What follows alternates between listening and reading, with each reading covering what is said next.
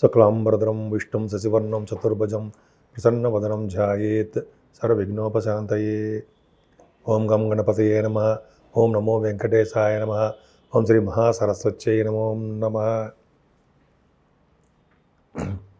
మా ఆది ఆస్ట్రాలజీని చూస్తున్నటువంటి మీ అందరికీ, విదేశాల్లో కూడా ఉంటూ నాకు ఫోన్లు చేస్తూ నేను ఎంతగానో ప్రోత్సహిస్తున్నటువంటి మీ అందరికీ కూడా పేరు పేరున నా హృదయపూర్వక నమస్కారాలు. 12 రాశుల్లో ఉన్నటువంటి గ్రహాల గురించి తెలుసుకుందామండి. 12 రాశుల్లో అంటే 21 డిసెంబర్ నుండి 27 డిసెంబర్ ఈ వారం రోజులు కూడా గ్రహాలు ఏ భావంలో ఉన్నాయి, అదే ఏ రాశిలో ఉన్నాయి, ఆ గ్రహాలు ఇచ్చే ఫలితాలు వివిధ రాశులకు ఎలా ఉంటాయో ఇప్పుడు తెలుసుకుందాం. ముందుగా గురుడు గురించి తెలుసుకుందాం. అంటే గురుడు మిథున రాశిలో వక్రగతిలో ఉన్నాడు. శుభులు వక్రగతిలో ఉంటే శుభ ఫలితాలే ఇస్తారు. అంతేకాకుండా కేతువు సింహరాశిలో ఉన్నాడు. బుధుడు వృశ్చిక రాశిలో ఉన్నాడండి. అంటే ఆయన బుధుడు ఆల్మోస్ట్ వృశ్చిక రాశిలో వచ్చేసాడు, చాలా కాలం అయింది. అంతేకాకుండా రవి, కుజ, చంద్ర, శుక్రులు కూడా ధనుసు రాశిలో ఉన్నారు. చంద్రుడు 21 మాత్రమే ఉంటాడు అక్కడ. 21 ఉండి అంటే 21 ఉంటాడు. 21 స్టార్ట్ అవుతున్నాడు కాబట్టి అంటే రవి, కుజ, చంద్ర, శుక్రులు ఉంటారు. అంతేకాకుండా చంద్రుడు కూడా 22 అండ్ 23 మకర రాశిలోను, రాహువు కుంభరాశిలో ఉంటాడు. చంద్రుడు కూడా 24, 25 తారీఖులో కలిసి ఉండడము, చంద్రరాహుల ఫలితాలు బాగుంటాయండి. అలాగే శనీశ్వరుడు మీనరాశిలో ఉండడం వల్ల ఫలితాలు ఎలా మీనరాశిలో ఉన్నాడు.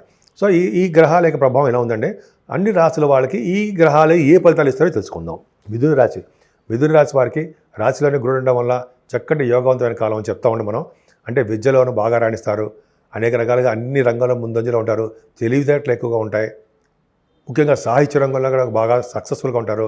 డబ్బులు సంబంధించిన విషయాల్లో బాగా ధనప్రాప్తి కలుగుతుంది.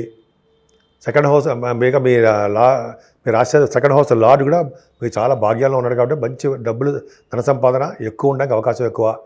తరచూ ప్రయాణాలు చేస్తుంటారు. కుటుంబంలో వృద్ధి కలుగుతూ ఉంటుంది. మీ సోదరిమణుల యొక్క వారి యొక్క ఆరోగ్య పరిస్థితి, ఆర్థిక పరిస్థితి కూడా చూసుకుంటుంటారు మీరు. అంతేకాకుండా ఎక్కువగా ప్రయాణాలు చేయడము, వాహన భాగ్యం కలగడం జరుగుతుంది. ఏదేమైనా కష్టపడి పనిచేసే తత్వం మీలో ఉందండి. కార్య సాధన మీకు ఉంది. అంతేకాకుండా మీరు పనులందు పట్టుదల ఎక్కువ. కార్యరూపం వాటిని మీ తెలివితేటలు కార్యరూపంలో దాలుస్తుంటారు. మీకు ధైర్యం ఎక్కువ. మీ తోబుట్టువులకు ధైర్యం చెప్తూ ఉంటారు. శుభవార్త వినడానికి అవకాశం ఉంది. ముఖ్యంగా మీ చదువులో ఆటంకాలు కలగడానికి అవకాశాలు ఎక్కువ ఉన్నాయండి. మీకు అనుకున్నంత రీతిలో మీరు రాలేకపోవచ్చు. అలాగే మీరు రైతులకు కూడా పంటలో నష్టం రావడము, మీ తల్లిగారికి ఆరోగ్య పరిస్థితి అంత అద్భుతంగా లేకపోవడం జరుగుతుంది. కుమారుడు జన్మించడానికి అవకాశం ఉంది మీ జాతకంలో. అంటే ఈ వారంలో పుత్ర సంతానం కలగడానికి అవకాశం ఉంది. సాహిత్య రంగంలో, కళారంగంలో సాహిత్య రంగంలో బాగా సక్సెస్ అవుతారు. అలాగే నటనలోనూ నృత్య కళాకారులుగా, విద్వాంసులుగా బాగా సక్సెస్ అవుతారండి. మీకు ఫిలిమ్స్ కూడా బాగా సక్సెస్ఫుల్గా ఉంటాయి. అంతేకాకుండా ఫైనాన్స్ రంగం, స్టాక్ మార్కెట్లో అంటే స్టాక్ అండ్ షేర్స్ ఉంటాం కదా, ఫైనాన్స్ రంగంలో బాగా డెవలప్మెంట్స్ ఉంటాయి. కొంతమందికి ప్రభుత్వ రంగ సంస్థల్లో లేకపోతే మినిస్టర్ పోస్టులు రావడానికి, మంత్రి పదవులు రావడానికి అవకాశం ఎక్కువ. మీకు ఇతరులను పోషించే శక్తి బాగుంది. మాట నేర్పడతనం బ్రహ్మాండంగా వచ్చు. ఆరోభవంలో బుధుడు మేనమామలు చాలా బాగుంటుందండి. ఈ వారంలో శత్రుభయం లేకుండా, రోగభయాలు లేకుండా, మీ కోర్టు సంబంధించిన వ్యవహారాల్లో సక్సెస్ఫుల్ అవుతూ ఆరోగ్యంగా, ఆనందంగా హ్యాపీయెస్ట్ పర్సన్ అంటే మీరే. రవి, కుజ, చంద్ర, శుక్రులు ఉన్నారు కదా, రవి కుజులు పాపులు అవుతారు కదా. అవును, రవి కుజులు పాపులే.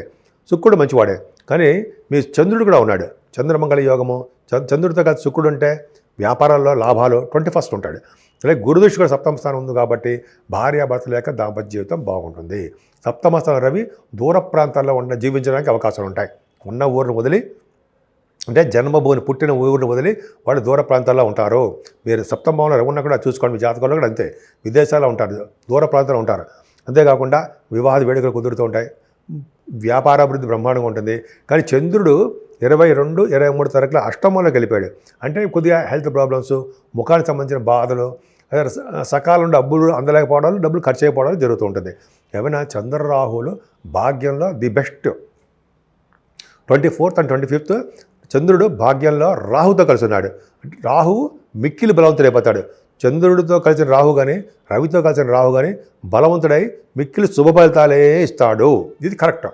సో రాహు భాగ్యంలో ఉన్నాడంటే విదేశాల పర్యటన చేయిస్తూ ఉంటాడు.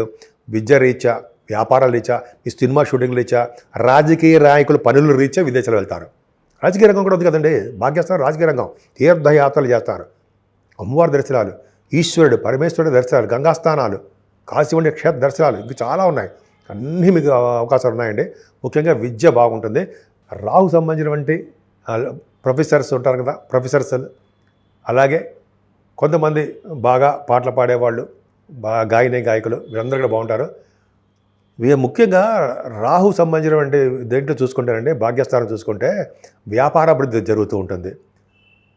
ప్లీడర్స్ అంటారు సరే, ప్లీడర్స్కి బాగుంటుంది, అడ్వకేట్స్కి బాగుంటుంది రాహు వలన. ఇది కరెక్ట్గా చెప్పాలి. అడ్వకేట్స్కి అద్భుతమైన ఫలితాలు రాహు వలన ఉంటాయి. రాహు వలన కూడా మీరు డాక్టర్స్ వృత్తిలో బాగా ఉండడానికి అవకాశాలు ఎక్కువ ఉన్నాయి. దశమశని, కంటకశని అంటామండి. కంటకశని అనేది అద్భుతమైన ఫలితాలు ఇవ్వడు, కానీ మీకు సాఫ్ట్వేర్ రంగ ఉద్యోగస్తులకి, గవర్నమెంట్ సంబంధించిన ఉద్యోగస్తులకి మాత్రం బాగుంటుంది. దశమంలో ఉన్న శని ఉండడం వల్ల రాజకీయ రంగంలో కూడా వెలుగుతారు. వెలగడమే కాకుండా పదవులు కూడా ఉండడానికి అవకాశం ఉందండి. గంగాస్నానం చేయించడము, వ్యవసాయ రంగంలో అభివృద్ధి కలిగించేది చేయడము, అలాగే దశమల శని జన్మభూమిని వదిలి విదేశాల్లో ఉండేది చేయడము, ఒక గ్రామానికో పట్టడానికి అధికారిగా ఉండేది చేయడము, ఇవన్నీ ప్రమాణంగా ఉన్నాయి. భాగ్యంలో రాహు, దశమల శని అద్భుతమైన ఫలితాలు మిథున రాశి వారికి ఇస్తున్నారు. నేను మీ వాడ్రేవ్ ఆదినారాయణరావు శర్మ. మీ జాతకాలు తెలుసుకోవాలనుకుంటే మీ date of birth, time of birth, place of birth ఉంటే చాలండి. మా ఆది ఆస్ట్రాలజీ తరఫు నుంచి నేను వాడ్రేవ్ ఆదినారాయణరావు శర్మ అంటే మీకు బాగా తెలుస్తుంది. నేనే ఈ జాతకాలన్నీ కూడా చూస్తుంటాను. అలాగే మ్యాచ్ మేకింగ్, వధూవరుల యొక్క జాతకాలు కూడా పరిశీలన మన దగ్గర జరుగుతుందండి. అంతేకాకుండా వాస్తు సంబంధించినటువంటి దోషాలు ఏమైనా ఉన్నా, సమస్యలు ఏమన్నా కూడా నేను రెక్టిఫై చేస్తుంటాను, చెప్తూ ఉంటాను. అలాగే అనేక రకాల మంచి మంచి ముహూర్తాలు, అంటే వివాహ ముహూర్తాలు కానీ, అలాగే కొంతమంది గృహప్రవేశ ముహూర్తాలు అనుకుంటుంటారు. అటువంటి ముహూర్తాలన్నీ కూడా మన ఆది ఆస్ట్రాలజీ తరఫు నుంచి నేను పెడుతూ ఉంటాను. ఆల్మోస్ట్ విదేశాల నుంచి కూడా చేస్తూ ఉంటారు. నేను cost accountant, at the same time astrologer కూడా. అంటే 25 సంవత్సరాల పై నుంచి 30 సంవత్సరాల పైన నాకు అనుభవం ఉంది. విద్య గ్రేట్ ఏం కాదండి, ఇంకా నేర్చుకుంటూనే ఉంటాను నేను. సో ఈ విద్య ఇలా ఉంటుంది. సరే, అది పక్కన పెడితే ఇప్పుడు మనం అంటే 12 రాశుల వారికి కూడా, అంటే మేషరాశి నుండి మీనరాశి వారి వరకు కూడా ఈ నెలలో చేసుకోవాల్సిన పూజలు, పరిష్కార మార్గాలు గురించి చెప్దామండి. ముఖ్యంగా రాహు వలన, కేతు వలన, శనీశ్వరుడు వలన, అలాగే కొన్ని గ్రహాల వలన కూడా చాలా మటుకు దోషాలు వస్తూ ఉంటాయి. అవన్నీ భయంకరమైన దోషాలు, చంపేస్తారని ఏం కాదండి, మనుషులేం చంపరు ఎవరు కూడా. కాకపోతే చిన్న చిన్న దోషాలు ఇస్తారు, కానీ పరిష్కార మార్గాలు కూడా మనం చెప్పుకోవచ్చు, తప్ప ప్రాబ్లం అనేది. సపోజ్ మన కేతు ఉన్నాడు, కేతు అష్టమ స్థానంలో ఉన్నప్పటికీ, లేదా 12వ భావంలో ఉన్న చిన్న చిన్న దోషాలు ఇస్తాడు అనుకుంటాం కదా మనం. పంచమ స్థానంలో ఉన్నా కూడా, పంచమ స్థానంలో మంచి చేస్తాడు, కానీ బట్ అష్టమంలోనూ 12వ భావంలోనూ దోషకారకుడు. సో కేతు వలన మనం గణపతి ఆరాధన చేసుకున్నా, గణపతి వారిని పూజించుకున్నా, ప్రతి నెల కూడా పౌర్ణమి వెళ్ళినటువంటి చవితి, సంకటహర చతుర్థి అంటాం, ఆ రోజుని స్వామివారిని గరిగతో పూజించడం వలన, అలాగే పుష్పాలు, ఎర్రని పుష్పాలు, తెల్లని పుష్పాలతో పూజించడం వలన కూడా స్వామివారి యొక్క ఆశీస్సులు మనం పొందవచ్చు. అంతేకాకుండా స్వామివారికి వస్త్ర సమర్పణ కూడా చాలా ఇంపార్టెంట్ అండి. అంతేకాకుండా కేతు యొక్క ప్రభావం తగ్గాలంటే సుబ్రహ్మణ్యేశ్వర స్వామివారి ఆలయ సందర్శన, ఆ స్వామివారి యొక్క ఆశీస్సులు ఎప్పుడు పొందుతుంటే ఫలితాలు బ్రహ్మాండంగా ఉంటాయి.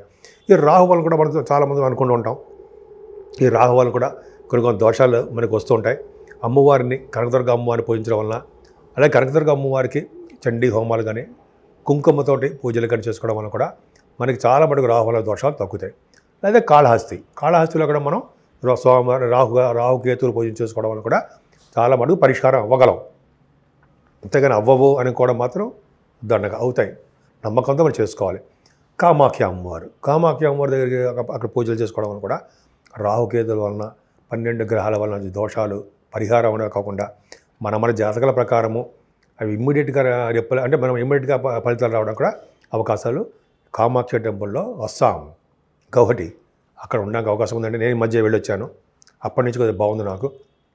సరే, అది పక్కన పెడితే మనకి శనీశ్వరుడు వల్ల కూడా దోషాలు ఉంటాయండి. అందుకనే శనీశ్వరుడు చతుర్థ భావంలో ఉన్న, అష్టమ స్థానంలో ఉన్న, 12వ భావంలో ఉన్న కూడా దోషమే.